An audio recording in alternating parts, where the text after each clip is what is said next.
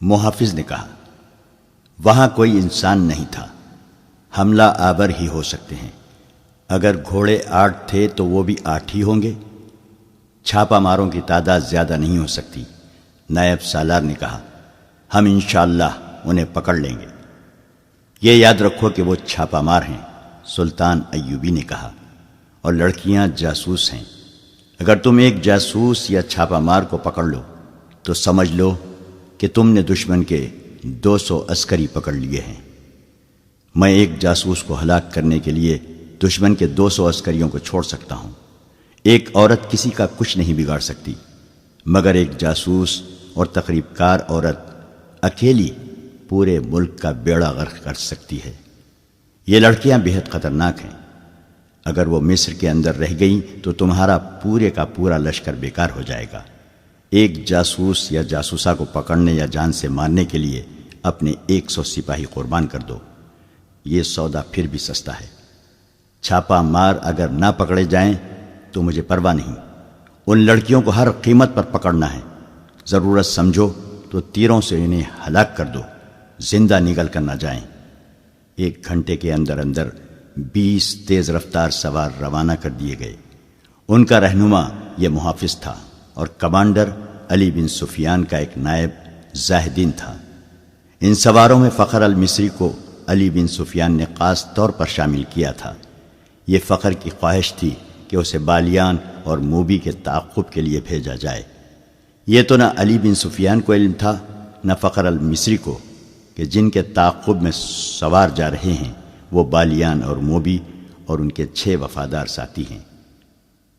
ادھر سے یہ 20 سوار روانہ ہوئے، جن میں 21واں ان کا کمانڈر تھا۔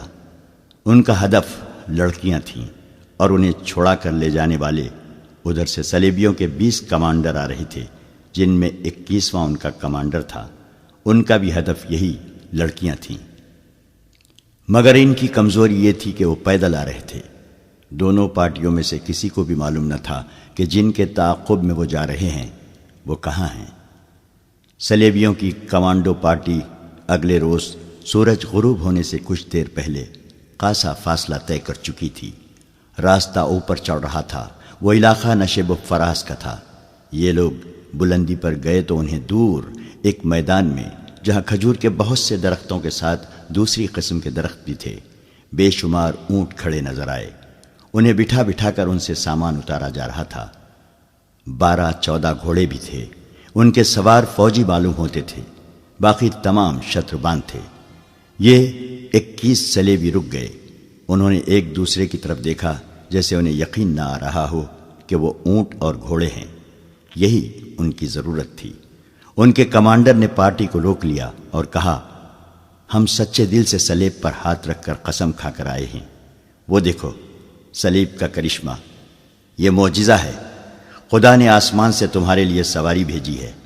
تم میں سے جس کے دل میں کسی بھی گناہ کا یا فرض سے کوتاہی کا یا جان بجا کر بھاگنے کا خیال ہے، وہ فوراً نکال دو۔ خدا کا بیٹا جو مظلوموں کا دوست اور ظالموں کا دشمن ہے، تمہاری مدد کے لیے آسمان سے اتر آیا ہے۔ سب کے چہروں پر تھکن کے جو آثار تھے وہ غائب ہو گئے اور چہروں پر رونق آ گئی۔ انہوں نے ابھی اس پہلو پر غور ہی نہیں کیا تھا کہ اتنے بے شمار اونٹوں اور گھوڑوں میں سے جن کے ساتھ اتنے زیادہ شتربان اور فوجی ہیں، وہ اپنی ضرورت کے مطابق جانور کس طرح حاصل کریں گے۔ یہ 100 کے لگ بھگ اونٹوں کا قافلہ تھا جو محاذ پر فوج کے لیے راشن لے جا رہا تھا۔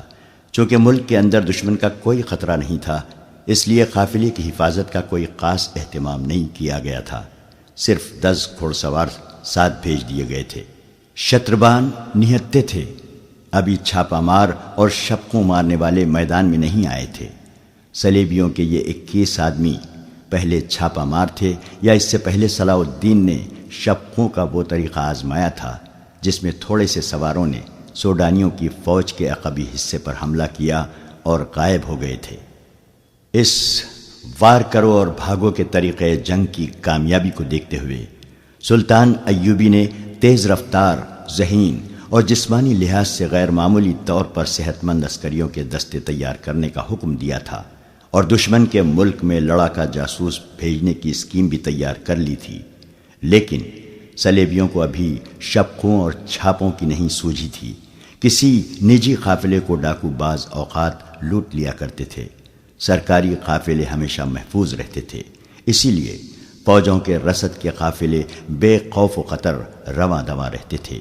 اس سے پہلے بھی اسی محاذ کے لیے 2 بار رسد کے قافلے جا چکے تھے اور اسی علاقے سے گزرے تھے، لہذا حفاظتی اقدامات کی ضرورت نہیں سمجھی جاتی تھی۔ یہ قافلہ بھی خطروں سے بے پرواہ محاذ کو جا رہا تھا اور رات کے لیے یہاں پڑاؤ کر رہا تھا۔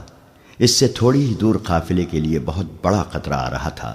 سلیبی کمانڈر نے اپنی پارٹی کو ایک نشیب میں بٹھا لیا اور 2 آدمیوں سے کہا کہ وہ جا کر یہ دیکھیں کہ قافلے میں کتنے اونٹ، کتنے گھوڑے، کتنے مسلح آدمی اور قطرے کیا کیا ہیں۔ پھر وہ رات کو حملہ کرنے کی اسکیم بنانے لگا۔ ان کے پاس ہتھیاروں کی کمی نہیں تھی، جذبے کی بھی کمی نہیں تھی۔ ہر ایک آدمی جان پر کھیلنے کو تیار تھا۔ نصف شب سے بہت پہلے وہ 2 آدمی واپس آئے جو قافلے کو قریب سے دیکھنے گئے تھے۔ انہوں نے بتایا کہ قافلے کے ساتھ 10 مسلح سوار ہیں جو ایک ہی جگہ سوئے ہوئے ہیں۔ گھوڑے الگ بندھے ہیں، شتربان ٹولیوں میں بٹ کر سوئے ہوئے ہیں۔ سامان میں زیادہ تر بوریاں ہیں۔ شتربانوں کے پاس کوئی ہتھیار نہیں۔ یہ بڑی اچھی معلومات تھی، کام مشکل نہیں تھا۔ قافلے والے گہری نیند سوئے ہوئے تھے۔ 10 عسکریوں کی آنکھ بھی نہ کھلی کہ تلواروں اور خنجروں نے انہیں کاٹ کر رکھ دیا۔ سلیبی چھاپا ماروں نے یہ کام اتنی خاموشی اور آسانی سے کر لیا کہ بیشتر شتربانوں کی آنکھ ہی نہ کھلی، اور جن کی آنکھ کھلی وہ سمجھ ہی نہ پائے کہ یہ کیا ہو رہا ہے۔ جس کے منہ سے آواز نکلی وہ اس کی زندگی کی آخری آواز ثابت ہوئی۔ چھاپا ماروں نے شتربانوں کو ہراساں کرنے کے لیے چیخنا شروع کر دیا۔ سوئے ہوئے شتربان گھبرا اور بڑبڑا کر اٹھے، اونٹ بھی بدک کر اٹھنے لگے۔ سلیبیوں نے شتربانوں کا قتل عام شروع کر دیا۔ بہت تھوڑے بھاگ سکے۔ سلیبی کمانڈر نے چلا کر کہا، یہ مسلمانوں کا راشن ہے، تباہ کر دو، اونٹوں کو بھی ہلاک کر دو۔ انہوں نے اونٹوں کے پیٹوں میں تلواریں گھونپنی شروع کر دیں۔ اونٹوں کے واویلے سے رات کانپنے لگی۔ کمانڈر نے گھوڑے دیکھے، 12 تھے، 10 سواروں کے لیے اور 2 فالتو۔ اس نے 9 اونٹ الگ کر لیے۔ سورج طلوع ہوا تو پڑاؤ کا منظر بڑا بھیانک تھا۔ بے شمار لاشیں بکھری ہوئی تھیں۔ بہت سے اونٹ مر چکے تھے، کئی تڑپ رہے تھے، کچھ ادھر ادھر بھاگ گئے تھے۔ ہر طرف خون ہی خون تھا۔ جدھر نگاہ جاتی تھی اونٹ مرے ہوئے یا تڑپتے نظر آتے تھے۔ راشن کی بوریاں پھٹی ہوئی تھیں۔ آٹا اور کھانے کا دیگر سامان خون میں بکھرا ہوا تھا۔ 12 کے 12 گھوڑے غائب تھے اور وہاں کوئی زندہ انسان موجود نہیں تھا۔ چھاپا مار دور نکل گئے۔ ان کی سواری کی ضرورت پوری ہو گئی تھی۔ اب وہ تیز رفتاری سے اپنے شکار کو ڈھونڈ سکتے تھے۔ شکار دور نہیں تھا۔ بالیان کا دماغ پہلے ہی موبی کے حسن و جوانی اور شراب نے معاف کر رکھا تھا۔ اب اس کے پاس 7 حسین اور جوان لڑکیاں تھیں۔ وہ خطروں کو بھول ہی گیا۔ موبی اسے بار بار کہتی تھی کہ اتنا زیادہ کہیں رکنا ٹھیک نہیں، جتنی جلدی ہو سکے سمندر تک پہنچنے کی کوشش کرو، ہمارا تعاقب ہو رہا ہے۔ مگر بالیان بے فکر بادشاہوں کی طرح قہقہا لگا کر اس کی بات سنی انسنی کر دیتا تھا۔ لڑکیوں کو جس رات آزاد کرایا گیا تھا اس سے اگلی رات وہ ایک جگہ رکے ہوئے تھے۔ بالیان نے موبی سے کہا کہ ہم 7 مرد ہیں اور تم 7 لڑکیاں ہو۔ میرے ان 6 دوستوں نے میرا ساتھ بڑی دیانتداری سے دیا ہے۔ میں ان کی موجودگی میں تمہارے ساتھ رنگ رلیاں مناتا رہا، پھر بھی وہ نہیں بولے۔ اب میں انہیں انعام دینا چاہتا ہوں۔ تم ایک ایک لڑکی میرے ایک ایک دوست کے حوالے کر دو اور انہیں کہو کہ یہ تمہاری وفاداری کا تحفہ ہے۔ یہ نہیں ہو سکتا، موبی نے غصے سے کہا۔ ہم فاحشہ نہیں ہیں، میری مجبوری تھی کہ میں تمہارے ہاتھ میں کھلونا بنی رہی۔ یہ لڑکیاں تمہاری خریدی ہوئی لونڈیاں نہیں ہیں۔ میں نے تمہیں کسی قیمت پر بھی شریف لڑکی نہیں سمجھا۔ بالیان نے شاہانہ جلال سے کہا، تم سب ہمارے لیے اپنے جسموں کا تحفہ لائی ہو۔ یہ لڑکیاں معلوم نہیں کتنے مردوں کے ساتھ کھیل چکی ہیں، ان میں ایک بھی مریم نہیں۔ ہم اپنا فرض پورا کرنے کے لیے جسموں کا تحفہ دیتی ہیں۔ موبی نے کہا، ہم عیاشی کے لیے مردوں کے پاس نہیں جاتی، ہمیں ہماری قوم اور ہمارے مذہب نے ایک فرض سونپا ہے۔ اس فرض کی ادائیگی کے لیے ہم اپنا جسم، اپنا حسن، اپنی عصمت کو ہتھیار کے طور پر استعمال کرتی ہیں۔ ہمارا فرض پورا ہو چکا ہے، اب تم جو کہہ رہے ہو یہ عیاشی ہے جو ہمیں منظور نہیں۔ جس روز ہم عیاشی میں الجھ گئیں اس روز سے صلیب کا زوال شروع ہو جائے گا، صلیب ٹوٹ جائے گی۔ ہم اپنی عصمت کے شیشے کو توڑ دیتی ہیں تاکہ صلیب نہ ٹوٹے۔ ہمیں ٹریننگ دی گئی ہے کہ ایک مسلمان سربراہ کو تباہ کرنے کے لیے 10 مسلمانوں کے ساتھ راتیں بسر کرنا جائز ہے اور کار ثواب ہے۔ مسلمانوں کی ایک مذہبی پیشوا کو اپنے جسم سے ناپاک کرنے کو ہم ایک عظیم کار خیر سمجھتی ہیں۔ تو اس کا مطلب یہ ہوا کہ تم صلیب کی بقا کے لیے مجھے استعمال کر رہی ہو۔ بالیان کے احساسات آہستہ آہستہ جاگنے لگے۔ کیا تم مجھے صلیب کا محافظ بنانا چاہتی ہو؟ کیا تم ابھی تک شک میں ہو؟ موبی نے کہا، تم نے صلیب کے ساتھ کیوں دوستی کی ہے؟ سلطان صلاح الدین ایوبی کی حکمرانی سے آزاد ہونے کے لیے۔ بالیان نے کہا، صلیب کی حفاظت کے لیے نہیں۔ میں مسلمان ہوں لیکن اس سے پہلے میں سوڈانی ہوں۔ میں سب سے پہلے صلیبی ہوں، موبی نے کہا۔ عیسائی ہوں اور اس کے بعد اس ملک کی بیٹی ہوں جہاں میں پیدا ہوئی تھی۔ موبی نے اس کا ہاتھ اپنے ہاتھ میں لے کر کہا، اسلام کوئی مذہب نہیں، اسی لیے تم اپنے ملک کو اس پر ترجیح دے رہے ہو۔ یہ تمہاری نہیں، تمہارے مذہب کی کمزوری ہے۔ تم میرے ساتھ سمندر پار چلو تو میں تمہیں اپنا مذہب دکھاؤں گی، تم اپنے مذہب کو بھول جاؤ گے۔ میں اس مذہب پر لعنت بھیجوں گا جو اپنی بیٹیوں کو غیر مردوں کے ساتھ راتیں بسر کرنے اور شراب پینے پلانے کو ثواب کا کام سمجھتا ہے۔ بالیان اچانک بیدار ہو گیا۔ اس نے کہا، تم نے اپنی عصمت مجھ سے نہیں لٹائی بلکہ میری عصمت لوٹی ہے۔ میں نے تمہیں نہیں بلکہ تم نے مجھے کھلونا بنائے رکھا ہے۔ ایک مسلمان کا ایمان خریدنے کے لیے عصمت کوئی زیادہ قیمت نہیں۔ لڑکی نے کہا، میں نے تمہاری عصمت نہیں لوٹی، تمہارا ایمان خریدا ہے، مگر تمہیں راستے میں بھٹکتا ہوا چھوڑ کر نہیں جاؤں گی۔ تمہیں ایک عظیم روشنی کی طرف لے جا رہی ہوں جہاں تمہیں اپنا مستقبل اور اپنی عاقبت ہیروں کی طرح چمکتی نظر آئے گی۔ میں اس روشنی میں نہیں جاؤں گا۔ بالیان نے کہا، دیکھو بالیان، موبی نے کہا، مرد، جنگجو مرد وعدے اور سودے سے پھرا نہیں کرتے۔ تم میرا سودا قبول کر چکے ہو۔ میں نے تمہارا ایمان خرید کر شراب میں ڈبو دیا ہے اور تمہیں منہ مانگی قیمت دی ہے۔ اتنے دنوں سے تمہاری لونڈی اور بے نکاحی بیوی بنی ہوئی ہوں۔ اس سودے سے پھرو نہیں، ایک کمزور لڑکی کو دھوکہ نہ دو۔ تم نے مجھے وہ عظیم روشنی یہیں دکھا دی ہے جو تم مجھے سمندر پار لے جا کر دکھانا چاہتی ہو۔ بالیان نے کہا، مجھے اپنا مستقبل اور اپنی عاقبت ہیروں کی طرح چمکتی نظر آنے لگی ہے۔ موبی نے کچھ کہنے کی کوشش کی تو بالیان گرج کر کہا، خاموش رہو لڑکی۔ صلاح الدین ایوبی میرا دشمن ہو سکتا ہے لیکن میں اس رسول کا دشمن نہیں ہو سکتا جس کا صلاح الدین ایوبی نام لیوا ہے۔ میں اس رسول کے نام پر مصر اور سوڈان کو قربان کر سکتا ہوں۔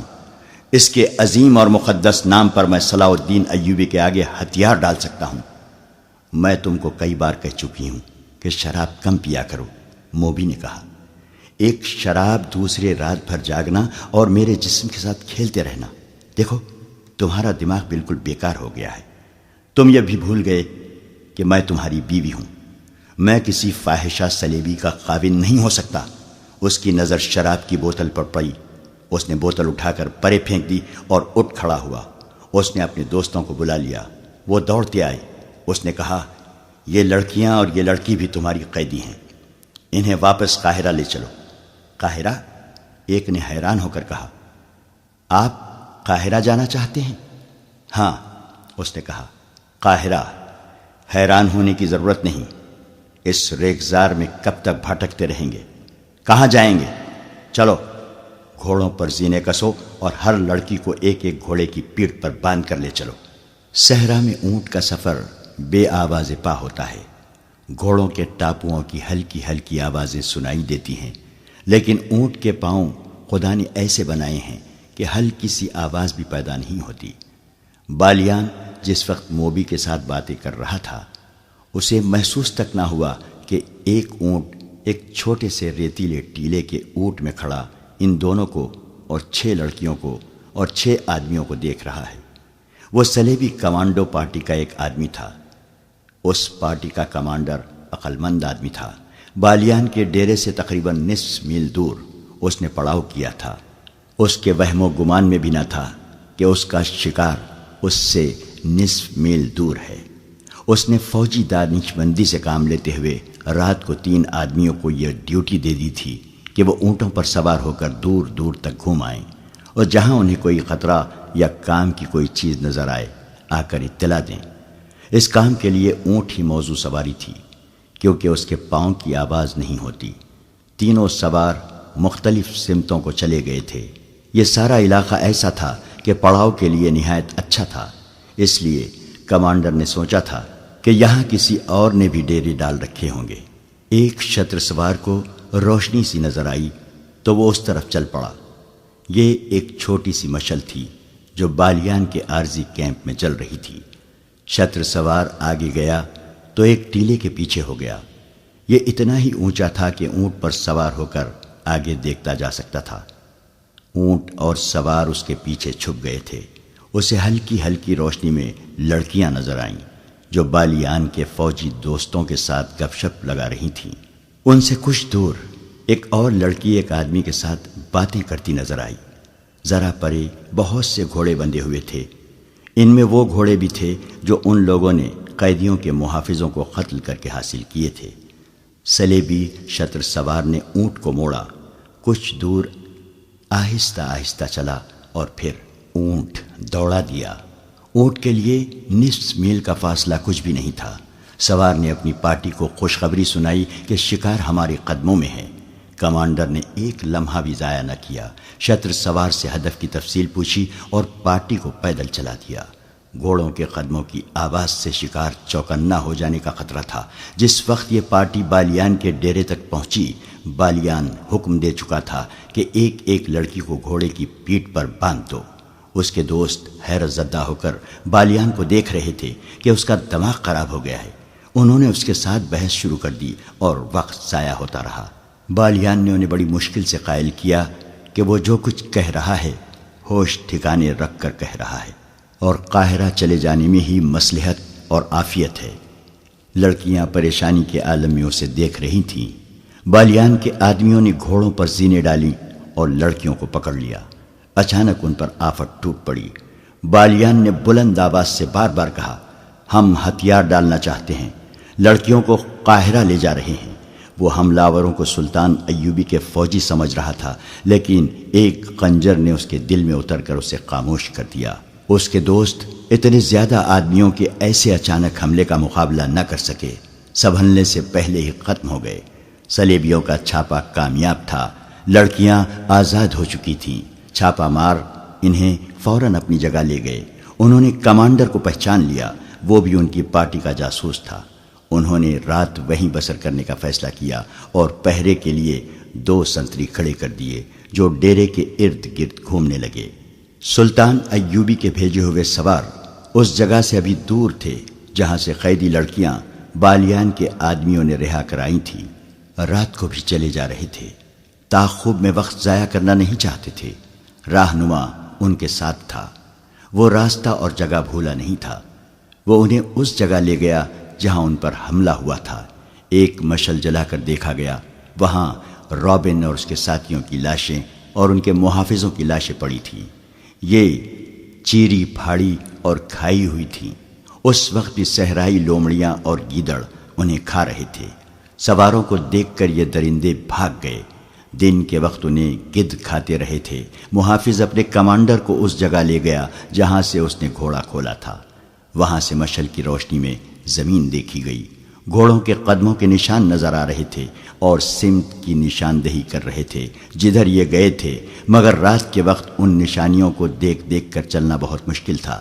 وقت ضائع ہونے کا اور بھٹک جانے کا ڈر تھا۔ رات کو وہیں قیام کیا گیا۔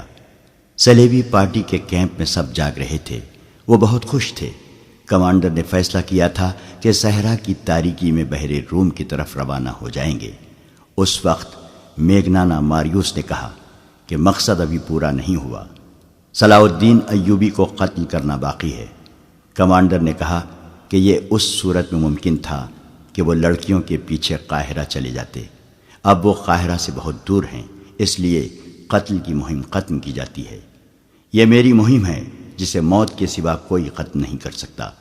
میگنانا ماریوس نے کہا، میں نے صلاح الدین ایوبی کو قتل کرنے کا حلف اٹھایا تھا۔ مجھے ایک ساتھی اور ایک لڑکی کی ضرورت ہے۔ یہ فیصلہ مجھے کرنا ہے کہ ہمیں کیا کرنا ہے۔ کمانڈر نے کہا، سب پر فرض ہے کہ میرا حکم مانے، میں کسی کے حکم کا پابند نہیں۔ میگنانا ماریوس نے کہا، تم سب خدا کے حکم کے پابند ہو۔ کمانڈر نے اسے ڈانٹ دیا۔ میگنانا ماریوس کے پاس تلوار تھی۔ وہ اٹھ کھڑا ہوا اور کمانڈر پر تلوار سونت لی۔ ان کے ساتھی درمیان میں آ گئے۔ میگنانا ماریوس نے کہا، میں خدا کا دھتکارا ہوا انسان ہوں۔ میں گناہ اور بے انصافی کے درمیان بھٹک رہا ہوں۔ کیا تم جانتے ہو مجھے 30 سالوں کے لیے قید خانے میں کیوں رکھا گیا تھا؟ 5 سال گزرے، میری ایک بہن جس کی عمر 16 سال تھی اغوا کر لی گئی تھی۔ میں غریب آدمی ہوں، میرا باپ مر چکا ہے، ماں اندھی ہے، میرے چھوٹے چھوٹے بچے ہیں۔ محنت مشقت کر کے میں ان سب کا پیٹ پالتا تھا۔ میں نے گرجے میں صلیب پر لٹکے ہوئے یسوع مسیح کے بت سے بہت دفعہ پوچھا تھا کہ میں غریب کیوں ہوں۔ میں نے کبھی کوئی گناہ نہیں کیا۔ میں دیانتداری سے اتنی محنت کرتا ہوں، مگر میرے کنبے کے پیٹ پھر بھی خالی رہتے ہیں۔ میری ماں کو خدا نے کیوں اندھا کیا ہے؟ یسوع مسیح نے مجھے کوئی جواب نہیں دیا، اور جب کنواری بہن اغوا ہو گئی تو میں نے گرجے میں جا کر کنواری مریم کی تصویر سے پوچھا تھا کہ میری کنواری بہن کے کنوارے پن پر تجھے ترس کیوں نہیں آیا؟ وہ معصوم تھی، اس پر خدا نے یہ ظلم کیا تھا کہ اسے خوبصورتی دے دی تھی۔ مجھے یسوع مسیح نے بھی کوئی جواب نہیں دیا، مجھے کنواری مریم نے بھی کوئی جواب نہیں دیا۔ ایک روز مجھے ایک بہت ہی امیر آدمی کے نوکر نے بتایا کہ تمہاری بہن اس امیر آدمی کے گھر میں ہے۔ وہ عیاش آدمی ہے، کنواریوں کو اغوا کراتا ہے، تھوڑے دن اس کے ساتھ کھیلتا ہے اور انہیں کہیں غائب کر دیتا ہے، لیکن وہ آدمی بادشاہ کے دربار میں بیٹھتا ہے، لوگ اس کی عزت کرتے ہیں۔ بادشاہ نے اسے رتبے کی تلوار دی ہے۔ گناہ گار ہوتے ہوئے خدا اس پر خوش ہے، دنیا کا قانون اس کے ہاتھ میں ہے۔ میں اس کے گھر گیا اور اپنی بہن واپس مانگی۔ اس نے مجھے دھکے دے کر اپنے محل سے نکال دیا۔ میں پھر گرجے گیا، یسوع مسیح کے بت اور کنواری مریم کی تصویر کے آگے رویا، خدا کو پکارا۔ مجھے کسی نے کوئی جواب نہیں دیا۔ میں گرجے میں اکیلا تھا۔ پادری آ گیا، اس نے مجھے ڈانٹ کر گرجے سے نکال دیا، کہنے لگا، یہاں سے تصویریں چوری ہو چکی ہیں، نکل جاؤ ورنہ پولیس کے حوالے کر دوں گا۔ میں نے حیران ہو کر اس سے پوچھا، کیا یہ خدا کا گھر نہیں ہے؟ اس نے جواب دیا، تم مجھ سے پوچھے بغیر خدا کے گھر میں کیسے آئے؟ اگر گناہوں کی معافی مانگنی ہے تو میرے پاس آؤ، اپنا گناہ بیان کرو، میں خدا سے کہوں گا کہ تمہیں بخش دے۔ تم خدا سے براہ راست کوئی بات نہیں کر سکتے، جاؤ نکلو یہاں سے۔ اور میرے دوستو، مجھے خدا کے گھر سے نکال دیا گیا۔ وہ ایسے لہجے میں بول رہا تھا کہ سب پر سناٹا طاری ہو گیا۔ لڑکیوں کے آنسو نکل آئے۔ صحرا کی رات کے سکوت میں اس کی باتوں کا تاثر سب پر طلسم بن کر طاری ہو گیا۔ وہ کہہ رہا تھا، میں پادری کو، یسوع مسیح کے بت کو، کنواری مریم کی تصویر کو اور اس خدا کو جو مجھے گرجے میں نظر نہیں آیا، شک کی نظروں سے دیکھتا نکل گیا۔ گھر گیا تو اندھی ماں نے پوچھا، میری بچی آئی ہے یا نہیں؟ میری بیوی نے پوچھا، میرے بچوں نے پوچھا۔ میں بھی بت اور تصویر کی طرح چپ رہا، مگر میرے اندر سے ایک طوفان اٹھا اور میں باہر نکل گیا۔ میں سارا دن گھومتا پھر رہا تھا۔ شام کے وقت میں نے ایک خنجر خریدا اور دریا کے کنارے ٹہلتا رہا۔ رات اندھیری ہو گئی اور بہت دیر بعد میں ایک طرف چل پڑا۔ مجھے اس محل کی بتیاں نظر آئیں جہاں میری بہن قید تھی۔ میں بہت تیز چل پڑا اور اس محل کے پچھواڑے چلا گیا۔ میں اتنا چالاک اور ہوشیار آدمی نہیں تھا، لیکن مجھ میں چالاکی آ گئی۔ میں پچھلے دروازے سے اندر چلا گیا۔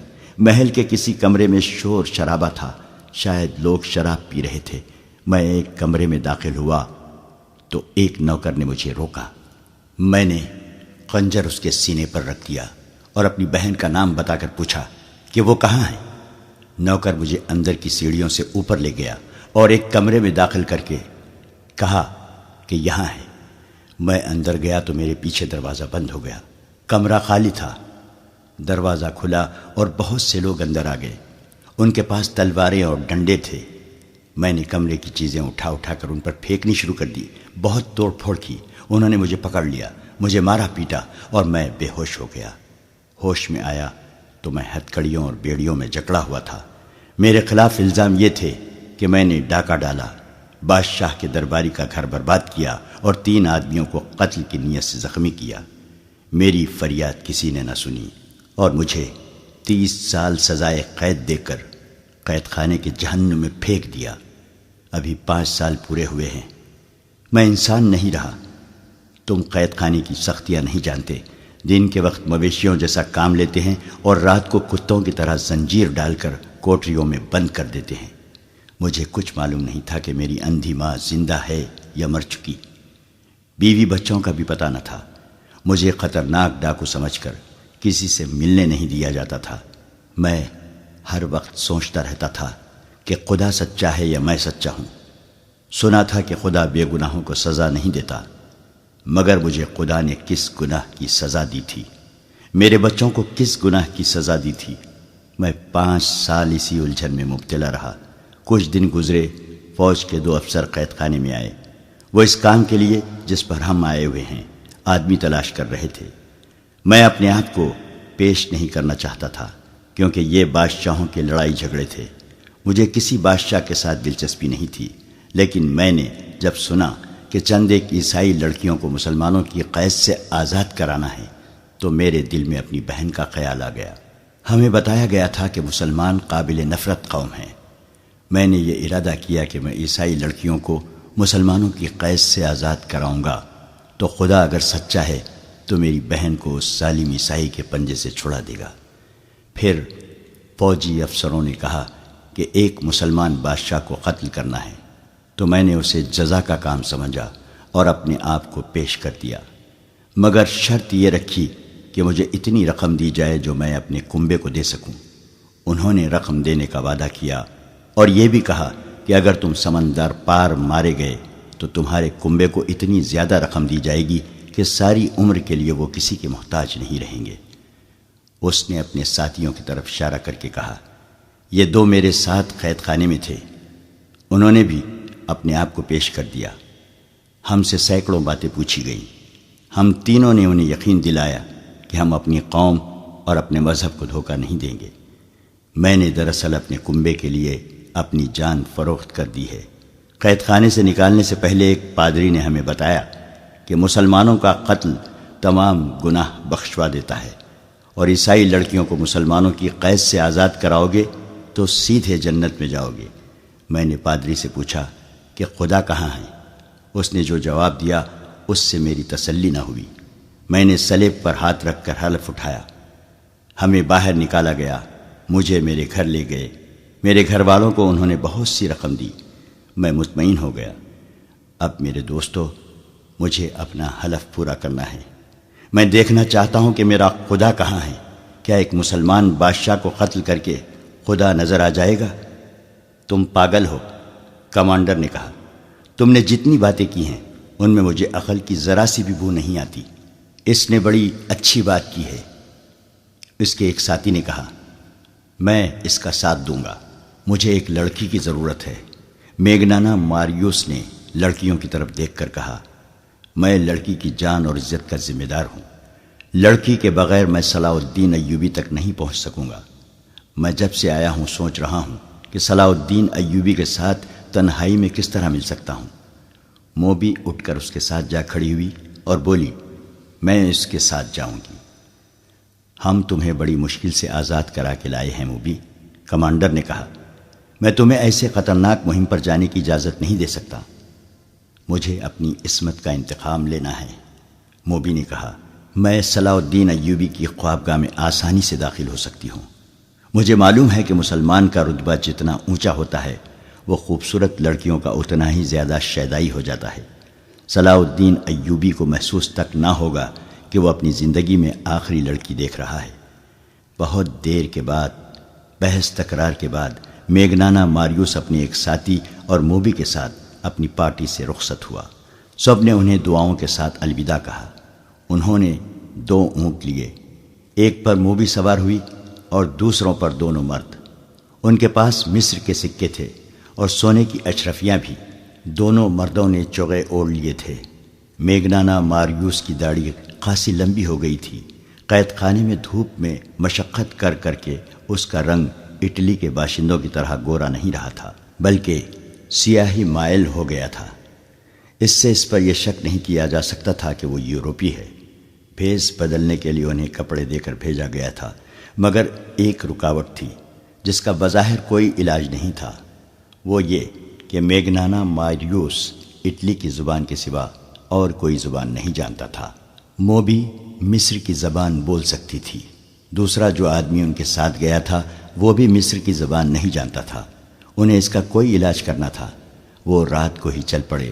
موبی راستے سے واقف ہو چکی تھی، وہ قاہرہ سے ہی آئی تھی۔ میگنانا ماریوس نے اس پر بھی ایک چوغا ڈال دیا اور اس کے سر پر دوپٹے کی طرح چادر اڑا دی۔ صبح کی روشنی میں سلطان ایوبی کے ان سواروں کا دستہ جو ان کے تعاقب میں گیا تھا، گھوڑوں کے کھرے دیکھ کر روانہ ہو گیا۔ یہ بہت سے گھوڑوں کے نشان تھے جو چھپ ہی نہیں سکتے تھے۔ صبح سے پہلے صلیبیوں کی پارٹی لڑکیوں کو ساتھ لے کر چل پڑی۔ ان کی رفتار خاصی تیز تھی۔ ان کے تعاقب میں جانے والوں کا سفر رک گیا، کیونکہ رات کے وقت وہ زمین کو نہیں دیکھ سکتے تھے۔ مگر صلیبیوں نے سفر جاری رکھا۔ وہ آدھی رات کے وقت پڑاؤ کرنا چاہتے تھے۔ وہ بہت جلدی میں تھے۔ صبح کے دھندلکے میں صلیبی جو آدھی رات کے وقت رکے تھے چل پڑے۔ ان کے تعاقب میں جانے والوں کی پارٹی صبح کی روشنی میں روانہ ہوئی۔ میگنانا ماریوس نے عقل مندی کی تھی کہ وہ اونٹوں پر گیا تھا۔ اونٹ بھوک اور پیاس کی پرواہ نہیں کرتا، رکے بغیر گھوڑے کی نسبت بہت زیادہ سفر کر لیتا ہے۔ اس سے میگنانا ماریوس کا سفر تیزی سے طے ہو رہا تھا۔ سورج غروب ہونے میں ابھی بہت دیر تھی جب انہیں لاشیں نظر آئیں۔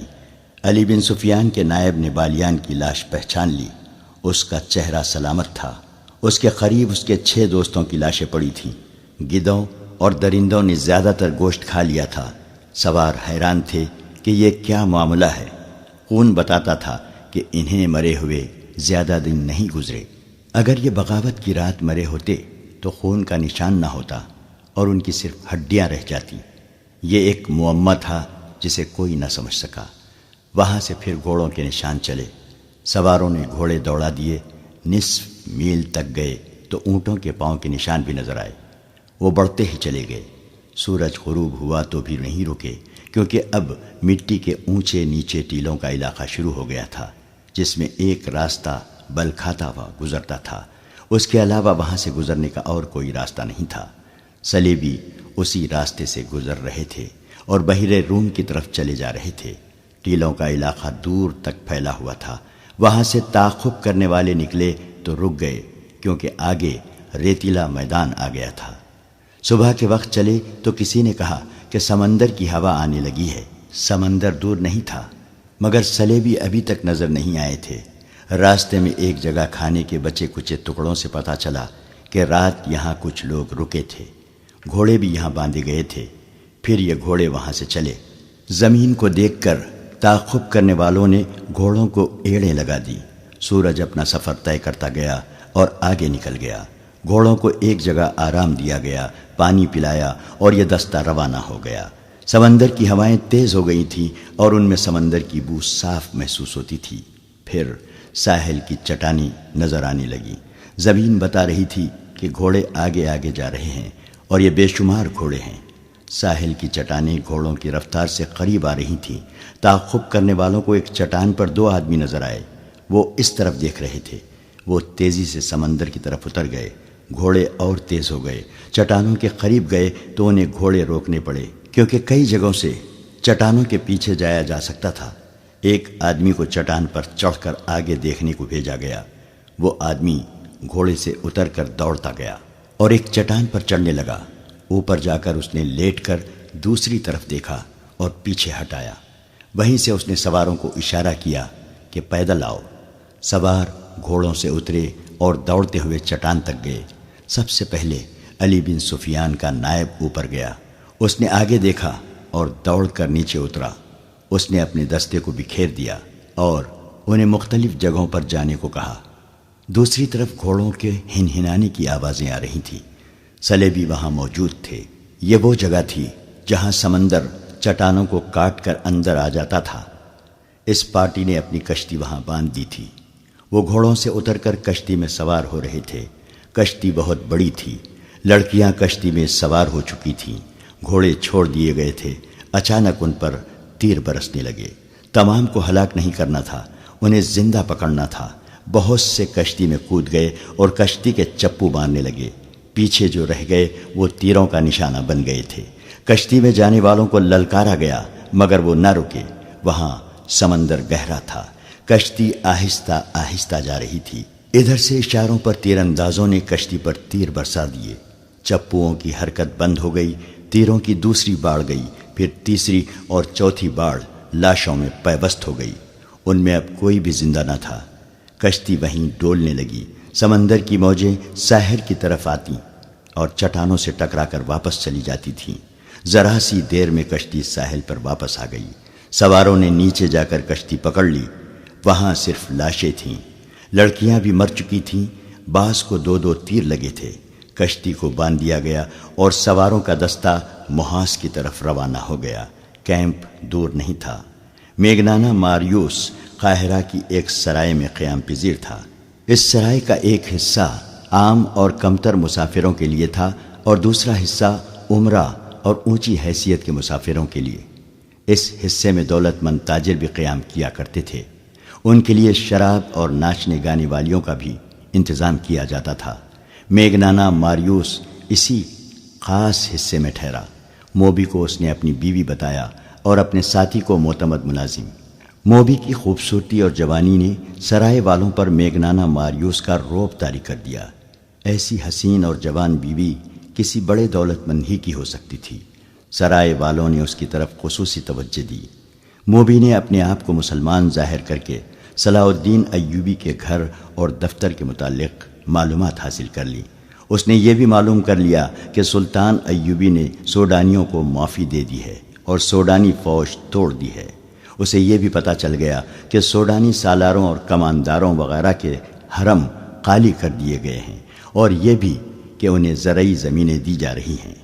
یہ میگنانا ماریوس کی غیر معمولی دلیری تھی یا غیر معمولی حماقت کہ وہ اس ملک کی زبان تک نہیں جانتا تھا، پھر بھی اتنے خطرناک مشن پر آ گیا تھا۔ اسے اس قسم کے قتل کی اور اتنے بڑے رتبے کے انسان تک رسائی حاصل کرنے کی کوئی ٹریننگ نہیں دی گئی تھی۔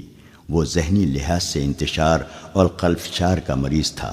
پھر بھی وہ صلاح الدین ایوبی کو قتل کرنے آیا، جس کے ارد گرد محافظوں کا پورا دستہ موجود رہتا تھا۔ اس کے دستے کے کمانڈر نے اس سے کہا تھا کہ تم پاگل ہو، تم نے جتنی باتیں کی ہیں ان میں مجھے ذرا سی بھی عقل کی بو نہیں آئی۔ بظاہر میگنانا ماریوس پاگل ہی تھا۔ یہ ایک تاریخی حقیقت ہے کہ بڑے آدمیوں کو قتل کرنے والے عموماً پاگل ہوتے ہیں۔ اگر پاگل نہیں تو ان کے ذہنی توازن میں کچھ نہ کچھ گڑبڑ ضرور ہوتی ہے۔ یہی کیفیت اٹلی کے اس سزا یافتہ آدمی کی تھی۔ اس کے پاس ایک ہتھیار ایسا تھا جو ڈھال کا کام بھی دے سکتا تھا۔ یہ تھی موبی۔ موبی مصر کی صرف زبان ہی نہیں جانتی تھی، بلکہ اسے اور اس کی مری ہوئی 6 ساتھی لڑکیوں کو مصری اور عربی، مسلمانوں کے رہن سہن، تہذیب و تمدن اور دیگر معاشرتی اونچ نیچ کے متعلق لمبے عرصے کے لیے ٹریننگ دی گئی تھی۔ وہ مسلمان مردوں کی نفسیات سے بھی واقف تھی، اداکاری کی ماہر تھی، اور سب سے بڑی خوبی یہ کہ وہ مردوں کو انگلیوں پر نچانا اور بوقت ضرورت اپنا پورا جسم ننگا کر کے کسی مرد کو پیش کرنا بھی جانتی تھی۔ یہ تو کوئی بھی نہیں بتا سکتا کہ بند کمرے میں میگنانا ماریوس، موبی اور ان کے ساتھی نے کیا باتیں کیں اور کیا منصوبہ بنایا۔ البتہ ایسا ثبوت پرانی تحریروں میں ملتا ہے کہ 3-4 روز سرائے میں قیام کے بعد میگنانا ماریوس باہر نکلا تو اس کی داڑھی دھلی دھلائی تھی۔ اس کے چہرے کا رنگ سوڈانیوں کی طرح گہرا بادامی تھا، جو مصنوعی ہو سکتا تھا لیکن مصنوعی لگتا نہیں تھا۔ اس نے معمولی قسم کا چوغا اور سر پر معمولی قسم کا رومال اور امامہ باندھ رکھا تھا۔ موبی سر سے پاؤں تک سیاہ برقع نما لبادے میں تھی اور اس کے چہرے پر باریک نقاب اس طرح پڑا تھا کہ ہونٹ اور تھوڑی ڈھکی ہوئی تھی۔ پیشانی تک چہرہ ننگا تھا، پیشانی پر اس کے بھورے ریشمی بال پڑے ہوئے تھے اور اس کا حسن ایسا نکھرا ہوا تھا کہ راہ جاتے لوگ رک کر دیکھتے تھے۔ ان کا ساتھی معمولی سے لباس میں تھا جس سے پتہ چلتا تھا کہ نوکر ہے۔ سرائے کے باہر دو نہایت اعلیٰ نسل کے گھوڑے کھڑے تھے۔ یہ سرائے والوں نے میگنانا ماریوس کے لیے اجرت پر منگوائے تھے، کیونکہ اس نے کہا تھا کہ وہ اپنی بیوی کے ساتھ سیر کے لیے جانا چاہتا ہے۔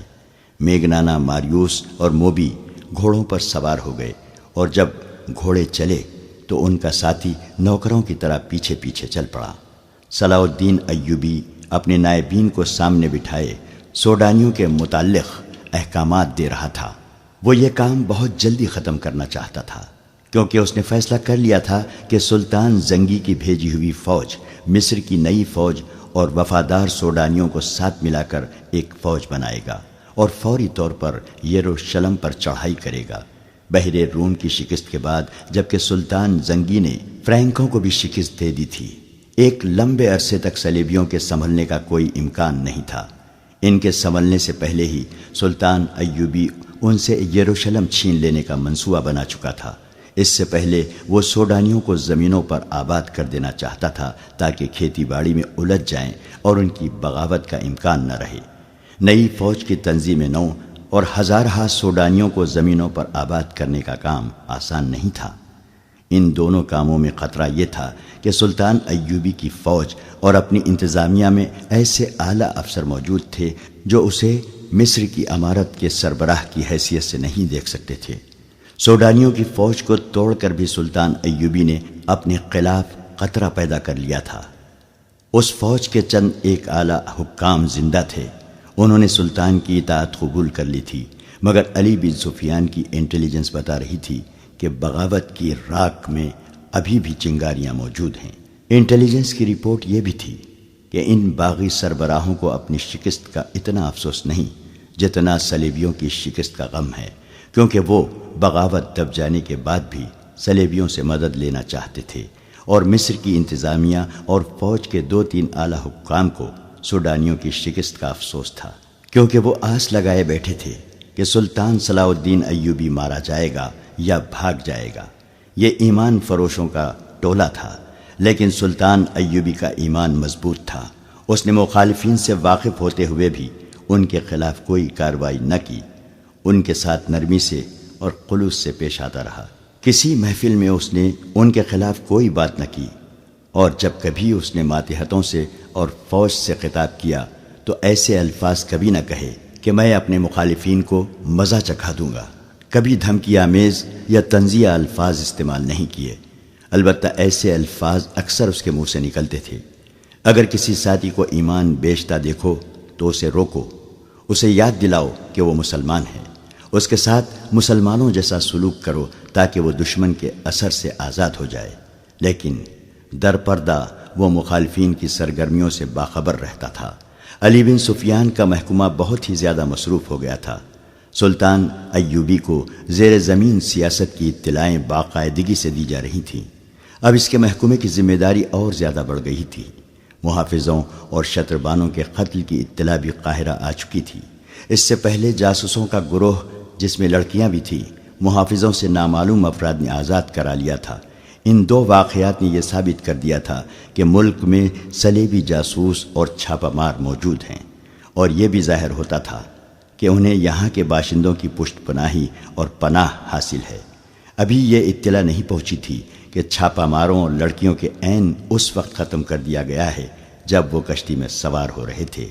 چھاپہ ماروں کے سرگرمیوں کو روکنے کے لیے فوج کے 2 دستے سارے علاقے میں گشت کے لیے گزشتہ شام روانہ کر دیے گئے اور انٹیلیجنس کے نظام کو اور زیادہ وسیع کر دیا گیا تھا۔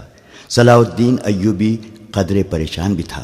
وہ کیا عزم لے کے مصر میں آیا تھا اور اب سلطنت اسلامیہ کے استحکام اور وسعت کے لیے اس نے کیا کیا منصوبے بنا لیے تھے، مگر اس کے خلاف زمین کے اوپر سے بھی اور زمین کے نیچے سے بھی ایسا طوفان اٹھا تھا کہ اس کے منصوبے لرزنے لگے تھے۔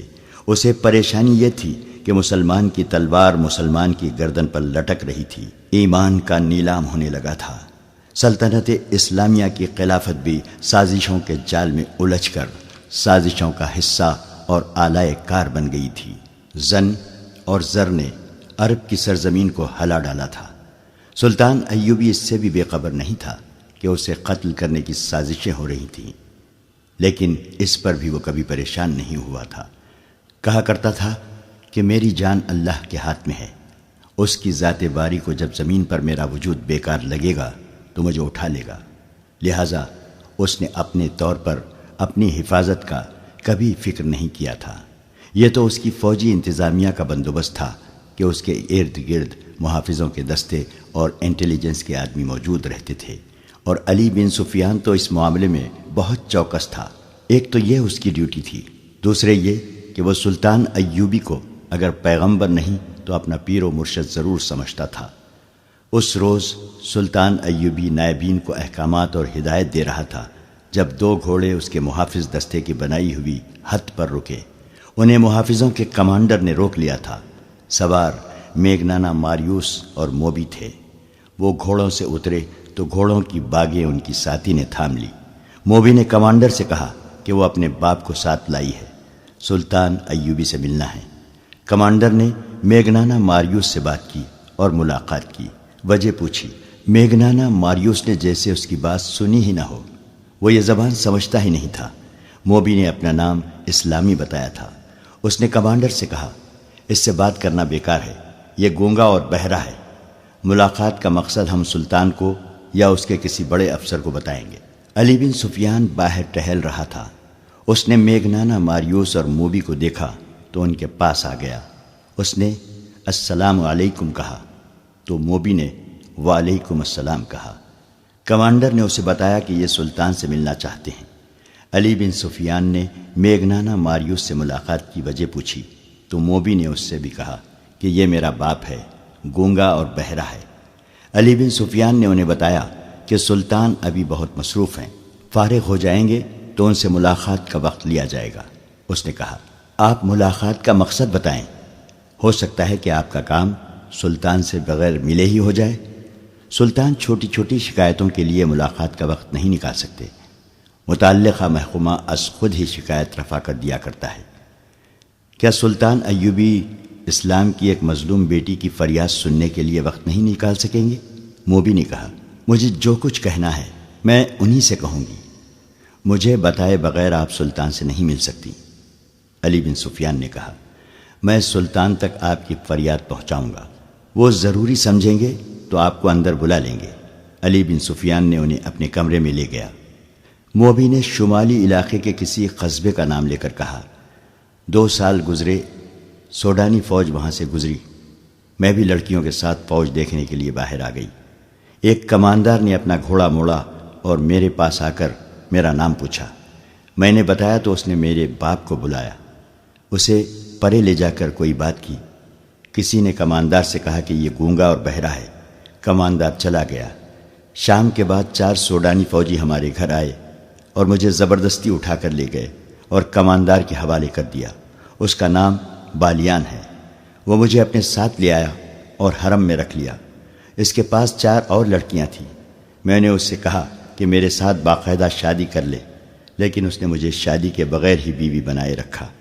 2 سال اس نے مجھے اپنے پاس رکھا۔ سوڈانی فوج نے بغاوت کی تو بالیان چلا گیا، معلوم نہیں مارا گیا ہے یا قید میں ہے۔ آپ کی فوج اس کے گھر میں آئی اور ہم سب لڑکیوں کو یہ کہہ کر گھر سے نکال دیا کہ تم سب آزاد ہو۔ میں اپنے گھر چلی گئی۔ میرے باپ نے شادی کرنی چاہی تو سب نے مجھے قبول کرنے سے انکار کر دیا۔ کہتے ہیں کہ یہ حرم کی چچوڑی ہوئی ہڈی ہے، وہاں لوگوں نے میرا جینا حرام کر دیا ہے۔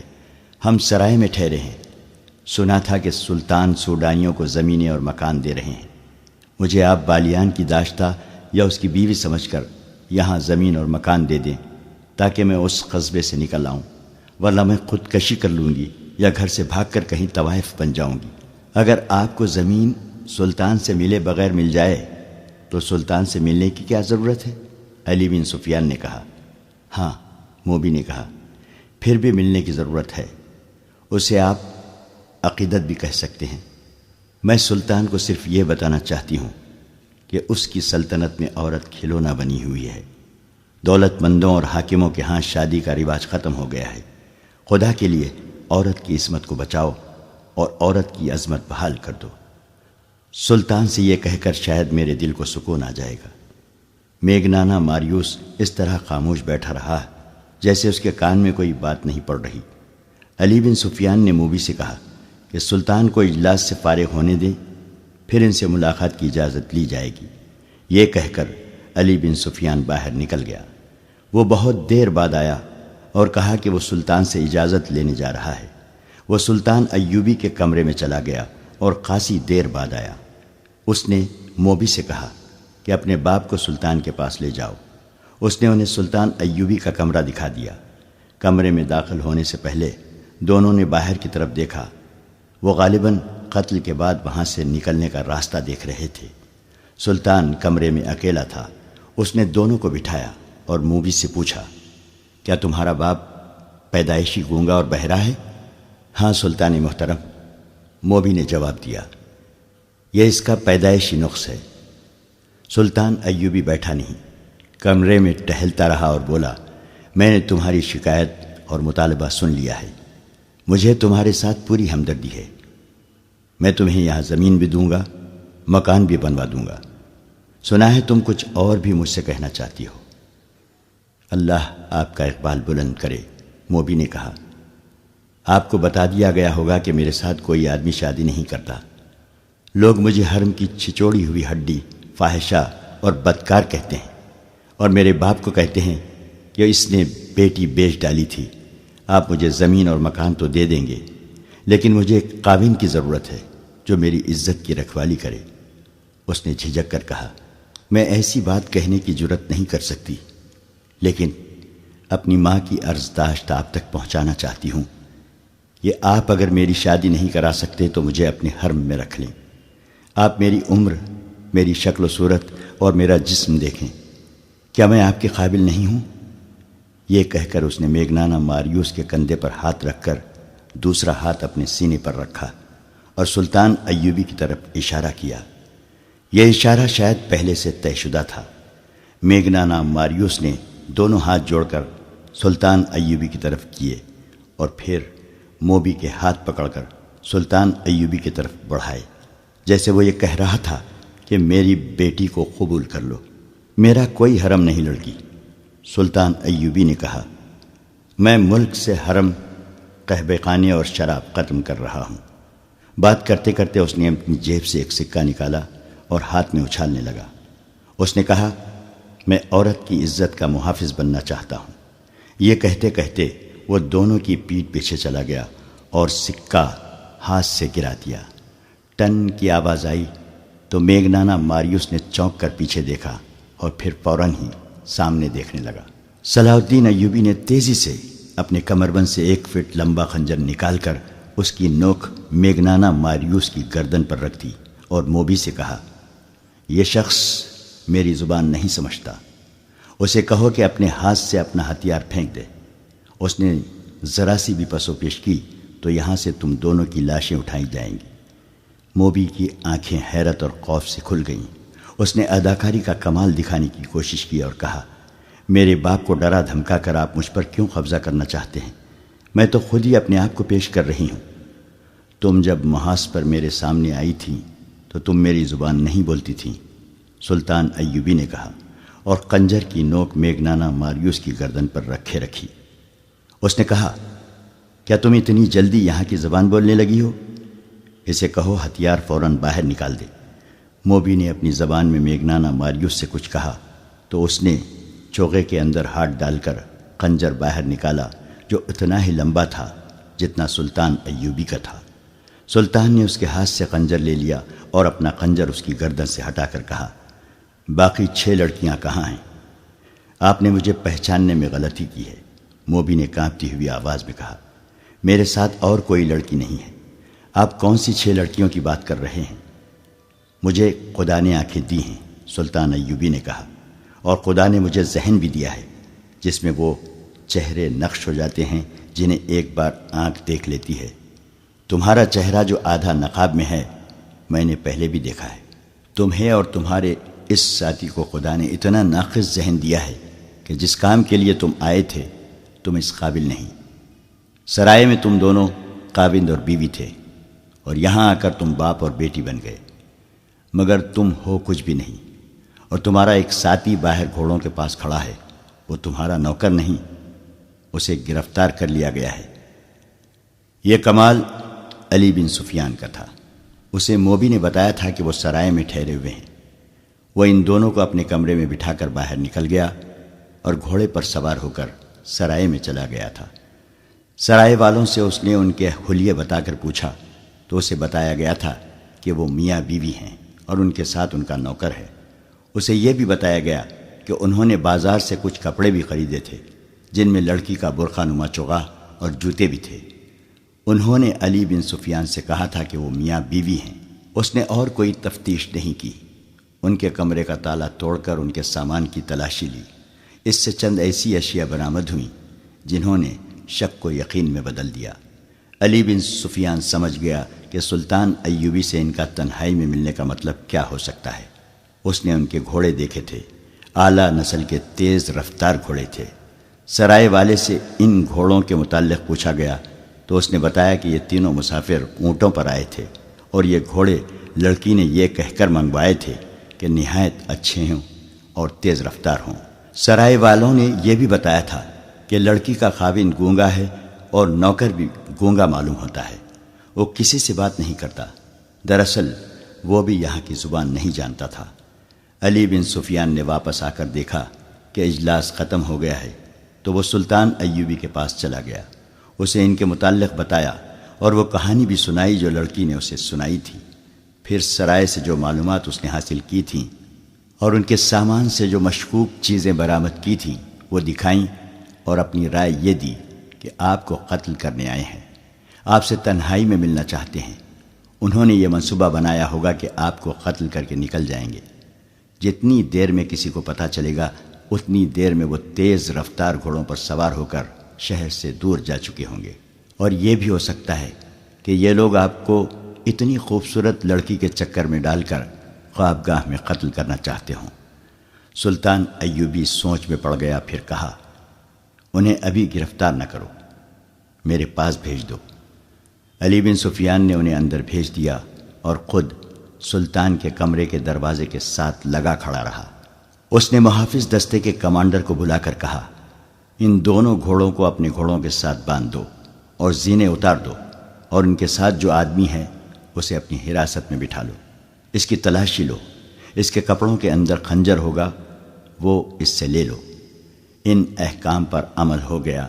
میگنانا ماریوس کا ساتھی گرفتار ہو گیا، اس سے ایک خنجر برآمد ہوا، گھوڑوں پر بھی قبضہ کر لیا گیا، اور جب انہیں سلطان ایوبی کے کمرے میں داخل کیا گیا تو باتوں باتوں میں سلطان نے ایک سکہ فرش پر پھینک کر یقین کر لیا کہ یہ شخص بہرا نہیں۔